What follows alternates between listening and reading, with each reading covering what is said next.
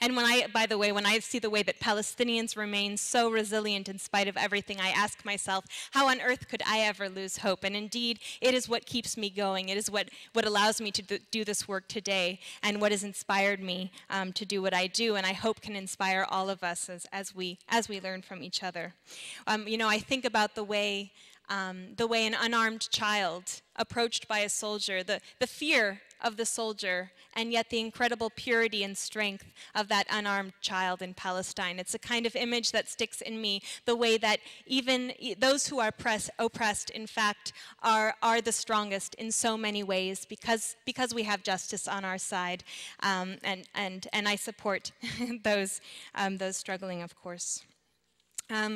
And, you know, likewise, as the kinds of nonviolent resistance I described in Palestine today, you have the same kinds of things happening here, a continuation of the incredible legacy of Martin Luther King and others who have struggled for civil rights through organizations like CAIR, manifesting in all different kinds of ways. I mean, simply just being here tonight is a way of continuing that legacy and showing the importance of civil rights and equal rights and human rights in this country for everyone, the importance of that extending to everyone, not simply to Muslims, and certainly not simply to Jews, or not simply to any group of people, but to everybody.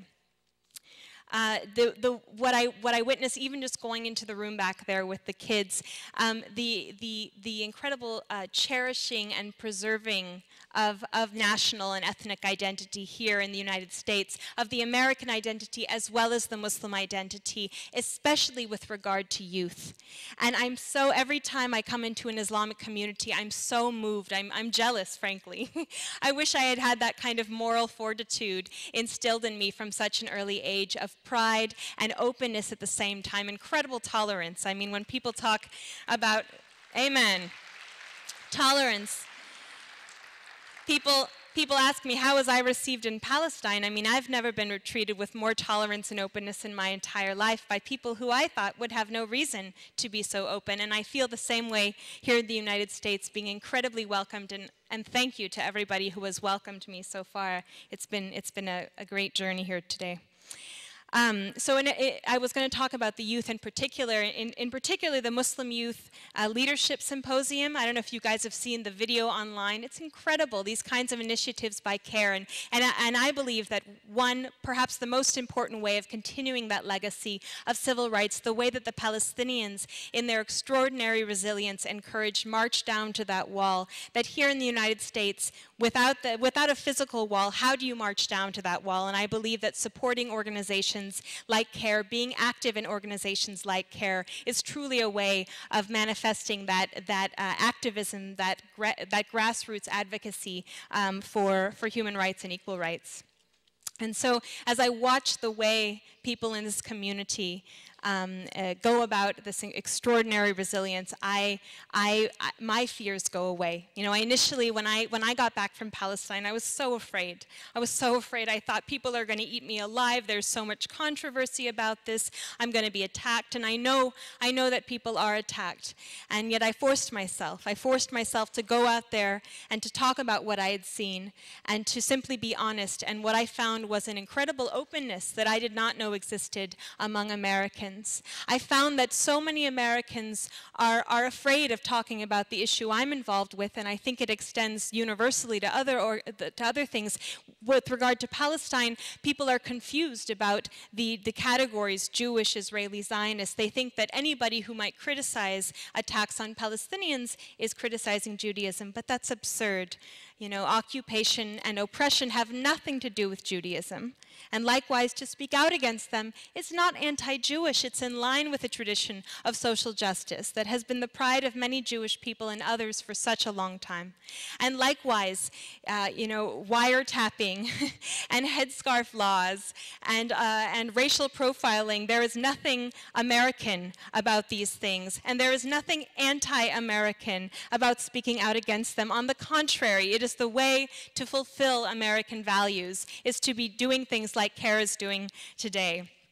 And when I was asked to talk about how Muslims can work in these kinds of directions, and of course you are the leaders, and so I can only offer things that I have experienced myself, and I know it is not your job to educate people like me. But I also know that when I went to Lebanon, when I first met Palestinian refugees, a family where the eldest son, Mahmoud, and his family took me in. Of course, they immediately tried to marry me off to Mahmoud. It didn't work, and it's already been tried tonight too. I should tell you, it won't work. But when I think about the incredible the tolerance that that family had for me and the racism that I was working through, the misinformation I was working through, it reminds me just how much Americans have to benefit from learning from you. And it is up to you how patient you can be and how tolerant, but it's a beautiful thing to be able to engage in dialogue. But that dialogue has to be within good faith, that it can't be a simple sort of token dialogue, but one that is based on real, deep, mutual, honest respect of each other. And what I find and what disturbs me is the way that interfaith dialogue so often in this country has transformed into simply between Christians and Jews, and that so much of it is about healing the troubles of the past, the travesties, the tragedies of the past, in particular the way that Christians were often silent on what was happening to Jews in World War II. And so what ends up happening is that everything is focused on healing those things without recognizing the injustices of today. And so these interfaith dialogues, it's so important, so incredibly important, that they be based on looking at what's happening today. What about Muslim Americans and what they're going through? That these things are all intrinsically tied up with one another. And they are tied up. I think oftentimes we think it's a sort of zero-sum equation, that it's either us or them. You know, either Jews will be secure or Palestinians will be secure. Either you have these kinds of values or those kinds of values, but somehow they just can't mix. But that's nonsense. Our security is all tied up in each other's. Our good interest is all tied up in each other's. In fact, if you look historically, one good example of that in the Middle East. In the Middle East, historically, Jews, Christians, and Muslims were coexisting in relative harmony prior to the acceleration of major Zionist immigration to the area. It was, in fact, with the imposition of a system that denied one segment of the population rights while giving another segment those same rights. That is where we began to see the kinds of conflict that we see today. And I think oftentimes one thing that happens in this country is the belief that somehow we just have to keep separating each other and separating each other and separating each other, when in fact that's not what works at all. In fact, separation and segregation bring peace? No, on the contrary, on the contrary. So our security and our futures are all tied up within one another.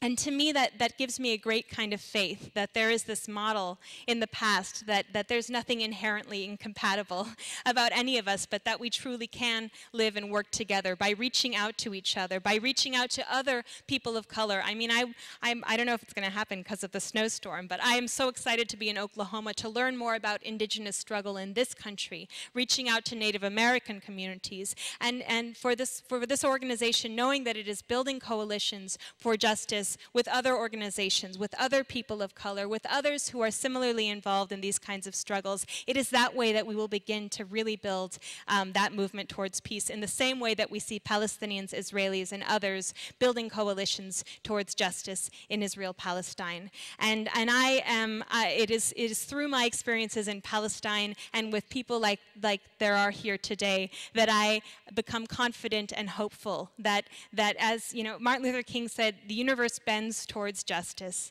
that the current situation is unsustainable, but that united with people of all different backgrounds, we can ultimately succeed. And the Martin Luther King quote, "Injustice anywhere is a threat to justice everywhere." I liked how on the CAIR annual report it was, "Injustice against one is injustice against all." And so I offer you, as one person representing hundreds and hundreds of thousands of people across this country, in addition to those around the world who support Muslim Americans, that I am here to support you in this struggle for justice, and I will be there holding your hand along the way, and inshallah the day will come. Thank you.